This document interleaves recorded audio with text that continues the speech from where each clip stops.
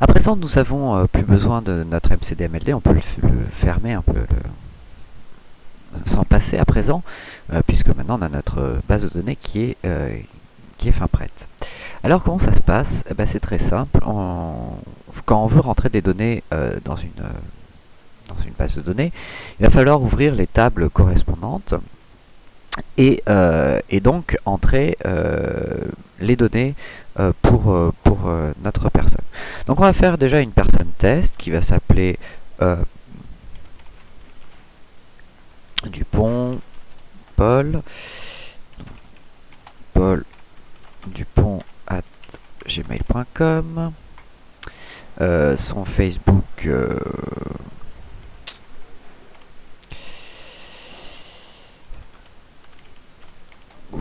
.com slash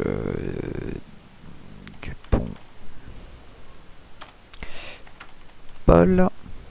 Site internet, ça va être http://www.dupontpaul.com. Son Twitter, on va dire qu'il n'en aura pas. Là, on va appuyer sur Entrée et il va nous créer donc notre premier client. Ok.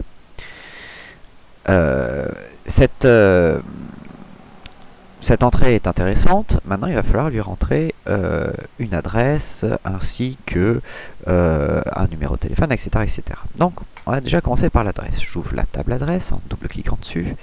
Je vais dire que c'est son domicile. L'adresse sera au 54 rue Trouin.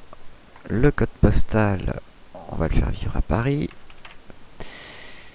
Et la ville, eh ben là on est embêté puisque on n'a pas le numéro de la ville.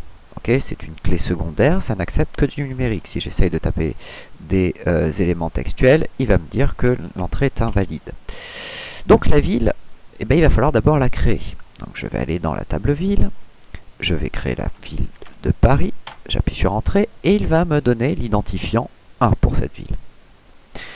Je reviens sur ma table adresse et je vais pouvoir cette fois-ci lui indiquer qu'il habite bien dans la ville 1. J'appuie sur Entrée et il m'a bien créé pour une adresse, domicile au 54 rue 3 petits points, dans le 18e, sur la ville de Paris. Ok, donc vous avez bien compris, l'idée c'est qu'ici on a relié la ville à l'adresse par ce biais-là. Par contre, pour l'instant, cette adresse, on ne l'a pas reliée à notre client. Et c'est pour ça qu'il va falloir maintenant ouvrir la liaison entre le client et l'adresse. Donc je vais double-cliquer pour ouvrir la liaison client-adresse et lui dire que mon client qui porte l'identifiant numéro 1 et habite à l'adresse qui a l'identifiant numéro 1. Voilà comment on entre pour mon client 1 une adresse. Vous avez vu toute la démarche. Il m'a fallu ouvrir 4 tables et vérifier à chaque fois quel était l'identifiant que je devais passer d'une table à l'autre. Ce qui est très lourd si je devais rentrer énormément d'adresses, énormément de clients.